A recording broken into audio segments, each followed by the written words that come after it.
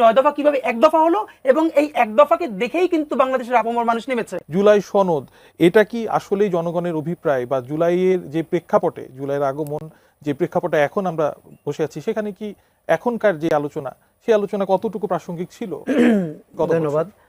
প্রথমত আমরা যে আলোচনা এখন আছি, এই আলোচনা আসলে প্রাসঙ্গিকতা নাই কেন? এই আলোচনা আমরা আরো 9 মাস আগে শেষ করে সামনে গেছি। এরপর আমি ছোট করে শুধু একটু রেসপন্স করি ভাই যেটা বললেন, যাতে আলোচনাটা মিসলিডিং না হয়। অনেক দেশে সংবিধান বারবার পরিবর্তন করেছে, তারপরে তো তাদের ইমপ্রুভমেন্ট নাই। তো ভাই যেই 3টা দেশের নাম বলেছেন, অত উন্নত রাষ্ট্র তো আর না। আবার ভাই ইংল্যান্ডের তুলনা দিয়েছেন যে তাদের তো নামকাস্তে সংবিধান, অথবা না তাদের নামকাস্তে সংবিধান না, তাদের সংবিধানটা হলো রিটেন কনস্টিটিউশন নাই, তাদের কনভেনশনস অ্যান্ড ভ্যালুজ হলো তাদের সংবিধান। তাহলে ধরেন রিটেন সংবিধান খুব ছোট, দুনিয়ার কাদের, আমেরিকার খুব ছোট পাতলা সংবিধান। এখন আমরা যে ডিবেট করতে পারতাম, আমেরিকার এত পাতলা কনস্টিটিউশন যেটা ট্যাক্সি ড্রাইভার পরেও বোঝে, এত সহজ ভাষায় এবং খুবই পাতলা। তাহলে 72-এ আপনারা সবাই মিলে কি সংবিধান বানাইলেন, যেটা বাংলাদেশের যারা মাস্টার্স পাস করে ঢাকা বিশ্ববিদ্যালয় থেকে, তারা যখন বিসিএস এর কোচিং করে, সেই বিসিএস এর কোচিং করার জন্য বাংলাদেশের যে মূল টেক্সট সংবিধানের, এইটা পড়ে কেউ বোঝে না। প্রমাণ, আপনি নীলক্ষেতে গিয়ে দেখবেন, নীলক্ষেতে আবার সংবিধানের 2য় বই আছে লেখা সহজ ভাষায় বাংলা সংবিধান, বাংলাদেশের সংবিধান। তাহলে এই সংবিধানটা আপনি কার ভাষায় কার জন্য বানাইছেন? যেটা আমি রিক্সাওয়ালাও বলছি না, ভাই বলছি একটু গ্রামের মানুষ বুঝি কিনা জুলাই সনদ, রাইট? তো আমি গ্রামের মানুষ বাদ দিলাম, রিক্সাওয়ালা ভ্যানওয়ালা বাদ দিলাম, আমি ঢাকা বিশ্ববিদ্যালয়, এবং আমি এটা দায়িত্ব নিয়ে বলছি, আমি যেহেতু ওখানে পড়েছি, এবং অগণিত বিসিএস ক্যান্ডিডেট যারা বিসিএস এর প্রিপারেশন নেয়, তাদেরকেও আমি দীর্ঘদিন কোচিং করিয়েছি। এবং তাদের টেবিল আপনি এখনো যদি যান, নিশ্চয়ই আপনাদের বন্ধুরা থাকলে দেখবেন যে বাংলাদেশের মানে সরকার থেকে যে প্রকাশিত সংবিধানটা, সেটা তাদের হচ্ছে না, কারণ সেখানের ভাষা পড়ে তিনি বুঝতে পারেন না। তাহলে আপনার দেশের বড় ইউনিভার্সিটির মাস্টার্স পাস করা শিক্ষার্থী আপনার লিখিত সংবিধান বোঝে না, তাহলে এই সংবিধানের স্পিরিট সব বাদ, শুধু ভাষাগত দুর্বৃত্ততার কারণেই তো এটা কোনো গণসংবিধান না। এটা 100 ডিবেট আছে, এটা কেন 72-এর সংবিধান না, সংবিধানটা গণসংবিধান না, জনগণের সংবিধান না, এর একাডেমিক বিতর্ক আছে। নাম্বার 1 আমি বললাম। তাহলে ভাই বললেন না যে জুলাই সনদ গ্রামের মানুষ বুঝে কিনা, তাহলে একই প্রশ্ন, আমাদের যে 72-এর সংবিধানের প্রতি ভীষণ ভালোবাসা, সেই থেকে গ্রামের মানুষ বোঝে কিনা, সেটার ছোট একটা প্রমাণ বললাম যে ঢাকা বিশ্ববিদ্যালয়ের শিক্ষার্থীরাই বোঝে না। প্রমাণ, নীলক্ষেতে গিয়ে একদিন দাঁড়াই থাকেন, যেখানে বিসিএস এর বই বিক্রি করে, দেখেন সবাই চলতি ভাষায় সংবিধান কিনে নিতেছে।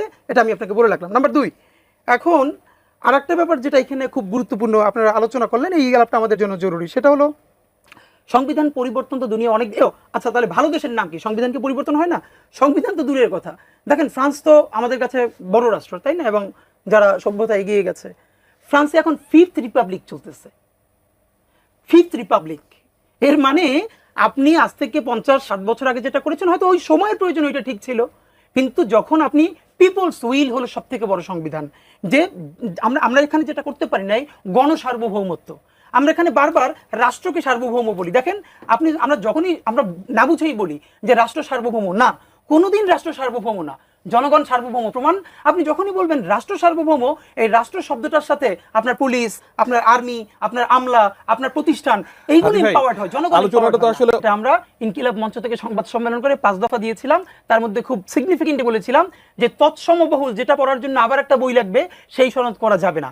এখন আমি আপনার সাথে যেটা একটু যোগ করতে চাই, যেটা আজকে সবথেকে গুরুত্বপূর্ণ আলোচনা, ভাই বললেন না যে নতুন সংবিধান বলেন অথবা এই গণভোট, সবকিছু তো আনকনস্টিটিউশনাল। অফকোর্স এটা আনকনস্টিটিউশনাল। এই যে গভর্নমেন্ট, এটাকে একটা কনস্টিটিউশনাল গভর্নমেন্ট, এটা তো একটা এক্সট্রা কনস্টিটিউশনাল গভর্নমেন্ট। এখন ধরেন আমরা ঠিক কিসের ভিত্তিতে, আবার ভাই যেটা বললেন না যে এইটা হলো সংবিধানের মৌলিক চেতনার, তো এই যে আপনি যেটাকে 72-এর সংবিধানে মৌলিক চেতনা বলছেন, ব্যাপার হলো বর্তমানের পিপলস উইল সেটাকে বলছে কিনা, কারণ এটা আপনি কোন নিক্তি দিয়ে মাপবেন। ওকে, নিক্তি আছে আমাদের একটা। প্রথমত হলো এখানে একটা ঐতিহাসিক গণ অভ্যুত্থান ঘটে গেছে 24-এ। তাহলে ভাই বললেন না যে মানুষ এখানে ভোট দিতে পারে নাই, এই জন্য গণ অভ্যুত্থান হয়েছে। না, গণ অভ্যুত্থান কিসের প্রেক্ষাপটে হয়েছে সেটা তো আপনার হাতে আছে, আপনি বের করেন এখন 9 দফা। সেই 9 দফা থেকে আপনি 1 দফায়, মানে আন্দোলনটা তো হুট করে হয়ে যায় না, রাইট? এই আন্দোলনটা কিভাবে 9 দফা হলো, সেই 9 দফা কিভাবে 1 দফা হলো, এবং এই 1 দফাকে দেখেই কিন্তু বাংলাদেশের আপামর মানুষ নেমেছে। তো 1 দফার একদম এক শব্দে যদি বলি, সেটা ছিল ফ্যাসিবাদী ব্যবস্থার বিলোপ। আই রিপিট, ফ্যাসিস্ট শাসকের বিলোপ না, শেখ হাসিনারও পতন না, ফ্যাসিবাদী ব্যবস্থার বিলোপ। এই ফ্যাসিবাদী ব্যবস্থার মধ্যে 72-এর সংবিধান থেকে আজ পর্যন্ত এই নির্বাচনের অবস্থা থেকে শুরু করে পুরো রাষ্ট্র কাঠামো নতুন করে গড়ে তুলতে হবে। 72-এর সংবিধানেও লেখা আছে বৈষম্যহীন একটা সমাজ গড়তে হবে, সুন্দর।